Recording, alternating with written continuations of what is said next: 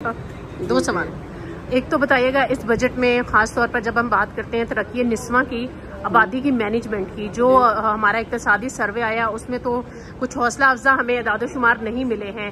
जो वफाक में बैठे हैं वही मुख्तलिफ सूबों में बैठे हैं। क्या कहेंगी आप आबादी की मैनेजमेंट के लिए? क्या बजट में कुछ खातिरखा इजाफा या फिर क्या देखते हैं? देखिए, अगर आप मुझसे आबादी के मैनेजमेंट की बात करती हैं या आप कहती हैं कि पॉपुलेशन कंट्रोल, एक तो मैं कहूँगी कि मेरा ताल्लुक एक सियासी पार्टी से है लेकिन एक मजहबी पार्टी से भी है, और हमारी पार्टी का मौक़िफ़ यह है कि it's a very sensitive issue and it should be discuss between the couple and the state is only responsible to provide the health facilities. एक तो ये हो गया।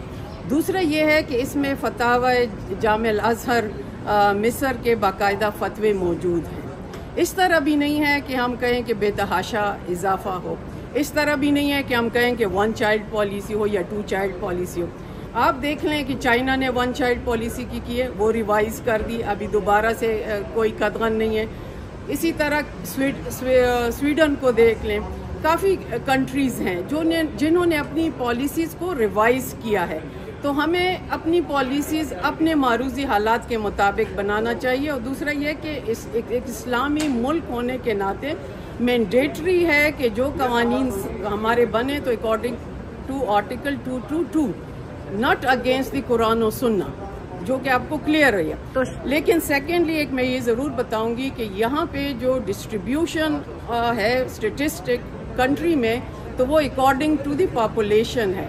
बलूचिस्तान सबसे बड़ा एरिया वाइज है, लेकिन पॉपुलेशन कम होने की वजह से उनको वो जो इंडिकेटर है इकनॉमिक के, वो कम चीज़ें मिल रही हैं। इस बार जो हमारी भी आवाज़ थी कि आप पॉपुलेशन को निकाल के आप गुर्बत को देखें, उस सेगमेंट को आगे लेके, जहाँ पे गुर्बत ज़्यादा है उसी तरीके से आप उन रिजर्व्स को डिस्ट्रीब्यूट करें। पॉलिसी में आप पॉपुलेशन को ना देखें, तो फिर आई थिंक कि इससे कुछ मैनेजमेंट बेहतर शाहिदा साहिबा, जो यूनिसेफ है वो कहता है कि जैसे 2 जहाज क्रैश करते हैं ना, तकरीबन 1000 या फिर 1100 के लगभग जो बच्चे हैं वो डेली मर जाते हैं, जिसमें ज़ाहिर मेल न्यूट्रिशन भी है।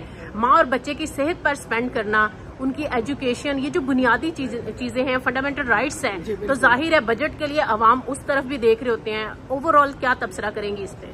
जी, इसकी तो बहुत ज़रूरत है, वो तो हम खुद भी देख रहे हैं। यही बात मैं आपसे अभी भी की है कि स्टेट जो है वो हेल्थ प्रोवाइड करने की रिस्पॉन्सिबल है। वो उस चीज़ को देखें, जो फैसिलिटीज़ एक आवाम का हक है वो एग्जैक्टली उसी तरह नहीं मिल पा रही।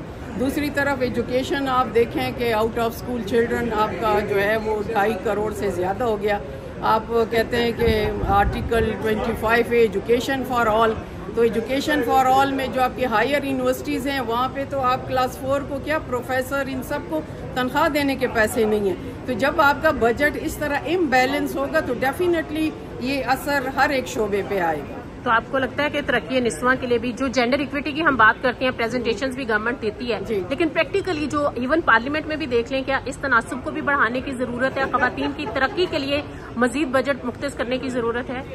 देखिए, वो तो डेफिनेटली है, हर लिहाज से है कि आप दें, लेकिन इस बजट में आप खुद जब देखेंगे तो not a single word for the women development, सिवाय इसके कि बेसब का बढ़ा दिया। क्या आप तमाम खवातीन का इज़्ज़त नफ्स इस तरह मजरू नहीं होगा? 2000-4000 यही खवातीन हैं जो इन पैसों के लिए हाथ बढ़ाएंगी, तो कोई ख़ास खातिर ख्वाह इजाफा नहीं है। बहुत शुक्रिया।